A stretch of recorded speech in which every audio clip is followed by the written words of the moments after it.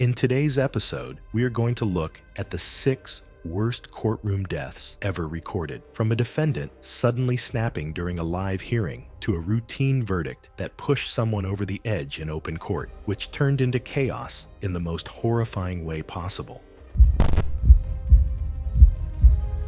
It was March 15, 2016, in Denver, Colorado. The courthouse maintained its usual security protocols as families gathered for a busy afternoon of domestic violence hearings. Despite the cold outside, the packed courtroom felt heavy with stagnant air as the ventilation struggled to circulate through the crowded afternoon session. Antonio Valdez was 34. A construction worker facing charges for violating a restraining order filed by his ex-girlfriend. For 6 months, he had been struggling financially following a workplace accident that left him unemployed and increasingly isolated. His family had urged him to find steady work, but Valdez refused their help, insisting he could handle his problems alone. Court records showed he had missed 2 previous hearings, and his attorney had noted increasingly erratic behavior during their brief consultations. The courtroom's fluorescent lighting and crowded conditions created a stressful environment for someone already overwhelmed by personal problems. Valdez had been drinking heavily for weeks, using alcohol to cope with his mounting legal and financial troubles. His sleep patterns had become increasingly irregular, and he had consumed several drinks that morning before his court appearance. As the afternoon session began, Valdez appeared agitated and confused. He repeatedly stood up during other cases, muttering angrily about lies and unfair treatment. Other defendants and their families moved away from him in the gallery seating. A sheriff's deputy assigned to courtroom security issued warnings for him to remain quiet and seated. When Valdez's case was called, he approached the defendant's table but became increasingly hostile. His attorney tried to calm him, but Valdez began speaking rapidly about being set up and persecuted. The judge asked if he understood the proceedings, but Valdez's responses became more aggressive and disconnected. Suddenly, Valdez stood up and began shouting about corrupt lawyers and rigged courts. He knocked over his chair and started moving erratically around the courtroom, not threatening anyone, but clearly in severe emotional distress. The judge ordered courtroom security deputies to restore order as spectators moved toward exits. 2 sheriff's deputies assigned to courtroom security approached Valdez, who was now pacing near the jury box and gesturing wildly. When they attempted to guide him back to his seat, Valdez pulled away and continued his agitated movements. The lead deputy decided physical restraint was necessary to prevent further disruption. One of the deputies forced Valdez face down to the floor while attempting to restrain his arms behind his back. Valdez struggled against the restraint, his movements becoming more frantic as the weight and positioning of the restraint began to restrict his ability to breathe. The second deputy pressed down to control Valdez's shoulders and arms, increasing the pressure across his back and chest. Valdez's struggles gradually weakened as the sustained pressure continued to limit his breathing. His face turned red, then purple, as oxygen deprivation set in. The deputies maintained the restraint longer than necessary, not immediately recognizing that Valdez had stopped struggling and lost consciousness. When they finally released him, Valdez collapsed motionless to the courtroom floor. Paramedics arrived and administered emergency care, but Valdez had suffered severe brain damage from oxygen deprivation. Despite resuscitation efforts, he never regained consciousness. He was pronounced dead that evening at the local hospital from complications related to asphyxiation. The medical examiner ruled the death a homicide caused by positional asphyxia during restraint. The ruling led to revised training protocols for courthouse security personnel on restraint positioning and de-escalation techniques. It was June 3, 2016, in Memphis, Tennessee. A downtown courthouse was experiencing a typically busy afternoon with multiple trials in session. The historic building's corridors echoed with the footsteps of attorneys, witnesses, and court staff moving between proceedings. Court security officer Brian Garrison was 41, an 8-year courthouse security veteran known for calm professionalism. Standing 6 feet tall and weighing 210 pounds, he had managed hundreds of volatile cases, developing a reputation for diffusing situations before escalation. The case involved domestic violence charges against Jared Whitman, accused of severely beating his girlfriend during a drunken rage. Evidence was overwhelming: hospital records, crime scene photos, and neighbor testimony. The victim suffered a broken jaw, fractured ribs, and extensive bruising requiring multiple surgeries. Whitman's family attended throughout, including older brother Ethan, who had a violent behavior history and prior assault convictions. Ethan Whitman was 33, stood 6 feet 2 inches, and weighed 240 pounds from construction work. He had grown increasingly agitated during proceedings, making threatening comments and glaring at court personnel. Court observers noted Ethan's hostile behavior throughout the trial. Tension built throughout the week-long trial. Whitman's family maintained his innocence despite evidence, becoming hostile toward the prosecution and the court staff. During deliberations, heated arguments broke out between Whitman's supporters and the victim's family, requiring court security officers to separate the groups and additional deputies to be stationed in the courtroom for the verdict reading. In the afternoon, the jury returned after less than 2 hours, guilty on all counts. The packed courtroom erupted with emotion from both sides. Whitman's family exploded in anger, shouting corruption accusations, while the victim's family expressed relief. Heated exchanges erupted across the aisle as Garrison moved to restore order, positioning himself centrally between groups. Within moments, Ethan Whitman's anger boiled over. He grabbed a heavy wooden chair, raising it above his head and targeting Garrison, who was attempting to calm the situation. The chair came down with tremendous force across Garrison's shoulders and back, sending him stumbling forward. The impact splintered the chair as Ethan continued striking Garrison with the heavy wooden frame, targeting his head and upper body. Garrison, stunned by the initial blow, tried defending himself but was quickly overwhelmed by the attack. The repeated blows to his head caused immediate injury as blood began to appear across his face and uniform. Garrison fell after several blows, hands instinctively protecting his head as Ethan continued the assault. Blood appeared on the courtroom floor as the chair struck repeatedly. Within 15 to 20 seconds, a second court security officer and additional deputies tackled Ethan, wrestling away the weapon and restraining him. The courtroom erupted in chaos, with spectators screaming toward exits while others tried helping the fallen court security officer. Blood spread across the tile floor near his motionless body as the judge called for emergency medical assistance and ordered the courtroom cleared.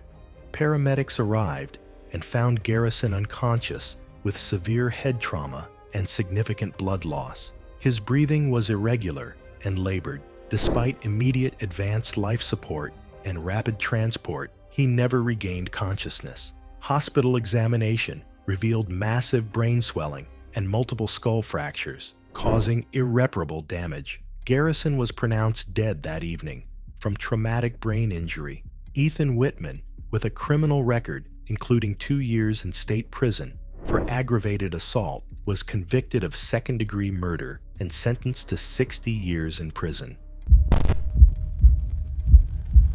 It was November 9th, 2014, in Portland, Oregon. The county courthouse was beginning another busy Monday morning, with attorneys preparing for a full case docket. The building's spacious lobbies were filled with the usual mix of legal professionals and anxious families. Prosecutor Melissa Crawford was 39, a dedicated domestic violence attorney with 12 years' experience. She had built a reputation for thorough preparation and compassionate victim advocacy. She had successfully prosecuted hundreds of cases, securing convictions and providing voices for abuse victims. The case involved aggravated assault charges against Kevin Sullivan, a 42-year-old mechanic accused of attacking his ex-wife with a baseball bat during custody disputes. The victim suffered a broken arm, fractured ribs, and concussion, requiring hospitalization. Sullivan had a domestic violence history, including previous assault convictions and restraining order violations. This latest incident occurred in front of their 2 young children, adding child endangerment charges. Sullivan had become increasingly unstable, making threatening calls to his ex-wife and violating bail terms by contacting her family. His behavior prompted additional security measures, though standard courthouse screening focused primarily on metal objects and weapons. Investigators later determined he had concealed a small plastic bottle beneath his jacket, bypassing screening when deputies failed to detect the container during a rushed security check. Investigation later revealed that days before trial, Sullivan had purchased muriatic acid from a hardware store, claiming he needed it for concrete cleaning. Muriatic acid, also known as hydrochloric acid, is highly corrosive and extremely dangerous to human tissue. Evidence suggested he had transferred the acid into an opaque, insulated bottle, disguising it as an ordinary travel container. During the morning session, as Crawford stood to address the court, Sullivan suddenly threw liquid from his bottle directly at her face and upper body. The concentrated acid struck her left face, neck, and shoulder, immediately causing severe chemical burns. The acid caused immediate tissue damage, with Crawford's skin whitening and burning rapidly as the corrosive liquid splashed across her left eye, damaging her cornea and surrounding tissue. She cried out in pain as the acid continued burning into the surface layers of her skin. She instinctively raised her hands to her face, inadvertently spreading the chemical to her fingers and palms. The courtroom erupted as spectators realized what had happened. The acrid smell of acid filled the air, causing people to cough as they rushed toward exits. Crawford collapsed, clearly in severe distress as the chemical burns worsened. Her clothing showed damage where the acid had made contact. Court security deputies immediately subdued Sullivan, who remained seated after the attack, showing no visible emotion. The bottle was secured as evidence, with remaining contents later identified as concentrated muriatic acid. The judge immediately evacuated the courtroom due to the chemical hazard. Emergency personnel arrived with specialized equipment for chemical contamination. They found Crawford semi-conscious and in severe distress with obvious chemical burns covering approximately 15% of her body, including serious damage to her face, neck, and left eye. Medical responders noted severe respiratory distress after acid entered her airway and burned the lining of her throat and lungs. Crawford was taken to a burn center treating chemical burns and airway injury. Condition worsened. Inflammation caused pneumonitis, infection, and organ failure. She died 5 days later. Receipts and footage proved premeditation. Sullivan, jailed 18 months for domestic violence, convicted of aggravated murder, sentenced to life with 30-year minimum term. It was April 22, 2013, in Birmingham, Alabama. The courthouse settled into its afternoon routine as various trials continued in multiple courtrooms. The stately brick structure housed the day's proceedings behind its imposing columns and heavy wooden doors. Court reporter Thomas Kellerman was 44, a dedicated professional with 12 years of transcribing legal proceedings. He was known for accuracy and reliability in capturing spoken words during trials, taking pride in creating permanent legal records crucial for appeals. The case involved armed robbery charges against Jerome Washington, a 28-year-old with extensive criminal history accused of robbing a convenience store at gunpoint. Evidence included surveillance footage, witness testimony, and physical evidence linking Washington to the crime. Washington had become increasingly unstable during the trial, convinced that court personnel were conspiring against him. The trial proceeded for 3 days, with testimony from police, store employees, and forensic experts building a strong case.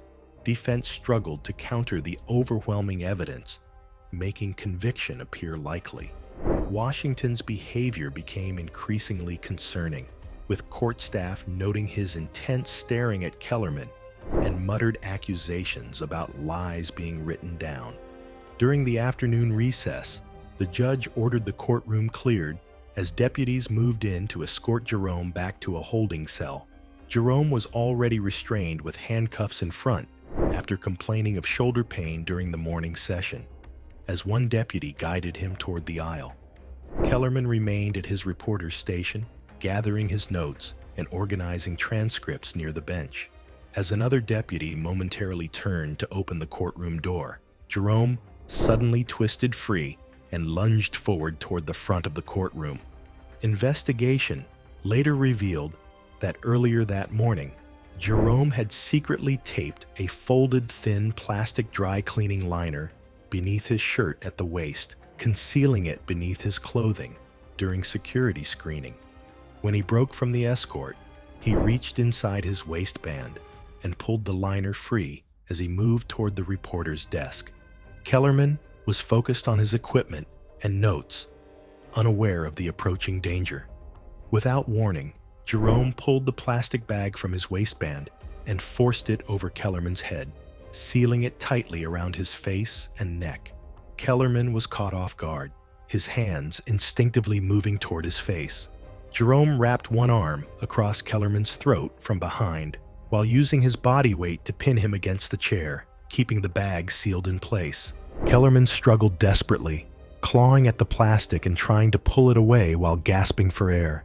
Jerome tightened his grip, pressing his forearm against Kellerman's neck while holding the bag firmly over his face. The reporter's chair slid across the floor as he fought, but Jerome's size and position gave him complete control. The bag and the pressure across Kellerman's throat restricted his breathing, preventing normal airflow as oxygen deprivation rapidly set in.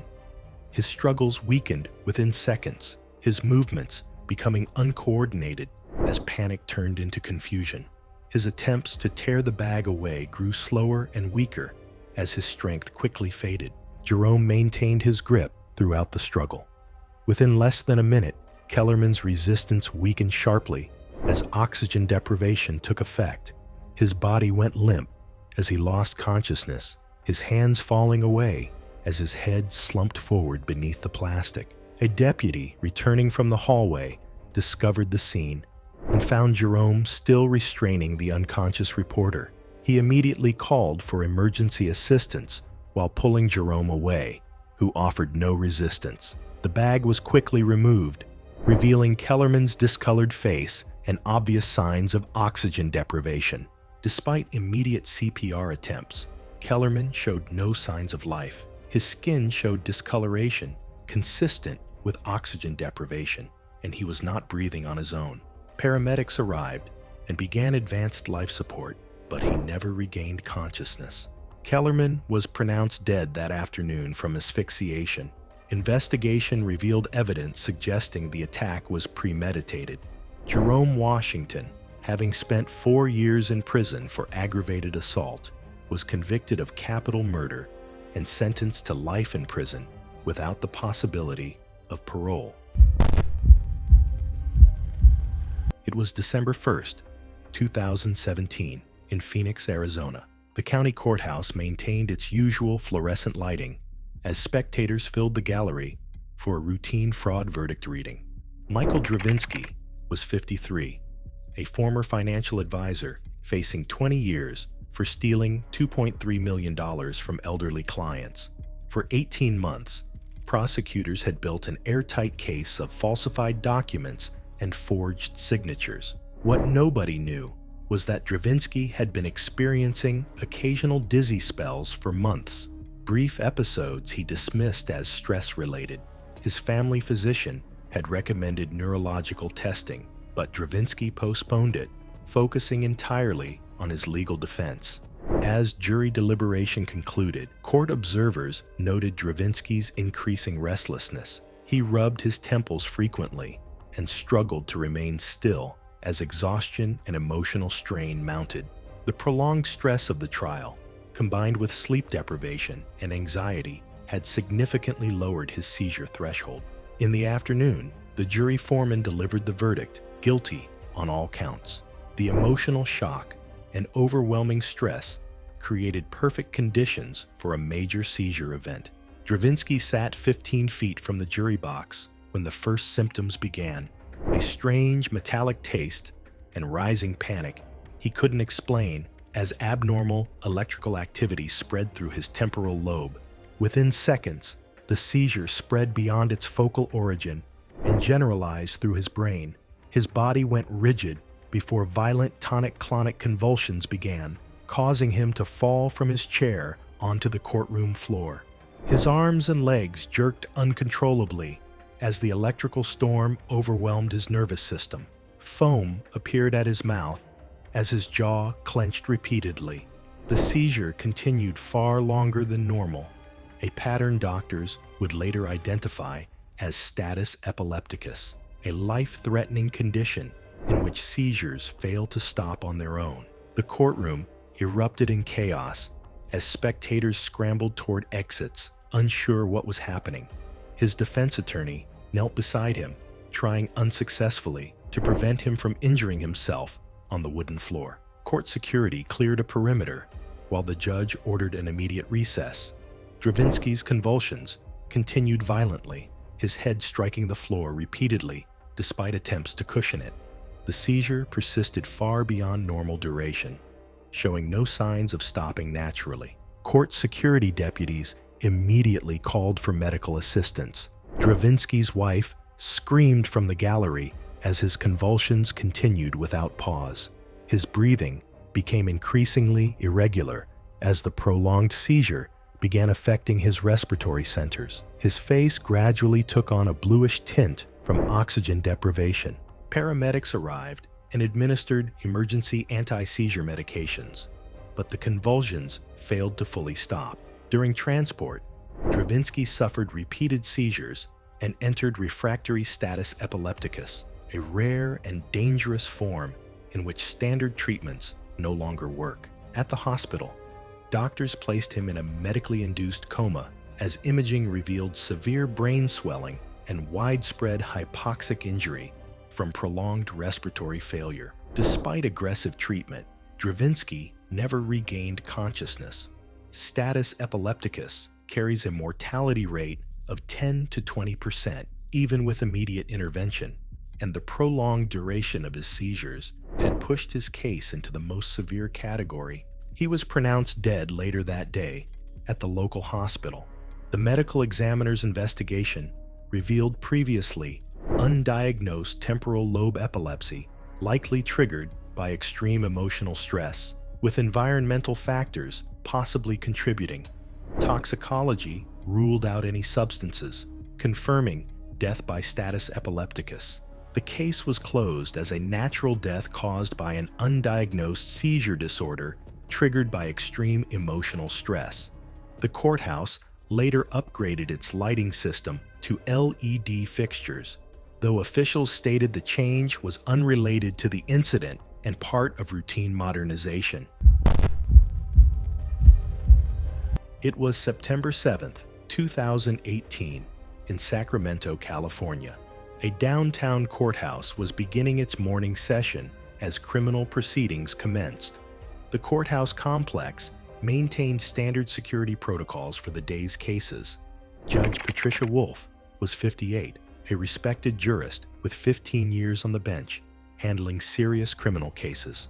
She was known for fair but firm sentencing and had handled numerous gang cases, well aware of associated dangers. The case was sentencing for Miguel Santos, a 24-year-old gang member convicted of first-degree murder in a rival gang execution. The brutal daylight murder had traumatized witnesses.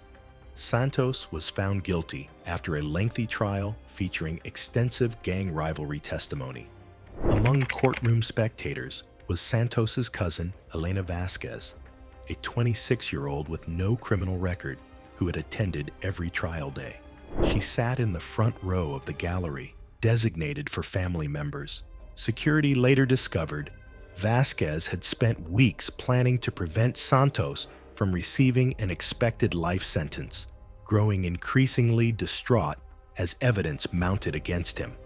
Judge Wolf had extensively reviewed the case file for sentencing, including victim impact statements and Santos's criminal history. Evidence showed an escalating violence pattern, with state guidelines calling for life without parole. During the morning session, Judge Wolf began reading her formal sentencing statement, explaining decision factors and crime severity. The courtroom listened as she detailed the murder's impact on the victim's family and community. Valdez sat in the front row of the gallery, several yards from the judge's bench. As Judge Wolf reached the portion formally imposing the life sentence, Valdez sat rigid in the front row, listening as the words, "life without the possibility of parole," were spoken aloud. 2 court security deputies maintained positions near the defendant and at the courtroom entrance, while a third monitored the gallery. As Valdez remained seated in the front row, she appeared emotional and distraught, which was expected given the circumstances. Valdez suddenly pulled a sharpened plastic hairpin from her hair, which she had secretly reinforced into a stabbing weapon and concealed during a rushed security screening earlier that morning. In one swift motion, she twisted free from the nearest deputy and rushed only a few steps toward the judge's bench before lunging forward. The reinforced hairpin struck Judge Wolf in the left side of her neck. The modified hair clip penetrated the skin, causing significant bleeding. Judge Wolf instinctively raised her hands to her neck as blood began flowing heavily. The courtroom erupted as spectators realized what had happened. 2 court security deputies immediately tackled Valdez, wrenching the weapon from her hand and forcing her to the floor, where she offered no further resistance after the single attack. Judge Wolf staggered back from the bench, clutching her neck as blood began pouring through her fingers, her face rapidly draining of color as she struggled to remain standing. One deputy pressed his gloved hands firmly against the wound, while another called for emergency medical assistance, but the bleeding was impossible to control. The improvised weapon had severed a major blood vessel in her neck, sending blood pulsing through the compress and soaking the front of her robe. Despite continuous pressure, the hemorrhage continued unabated, rapidly becoming life-threatening within seconds.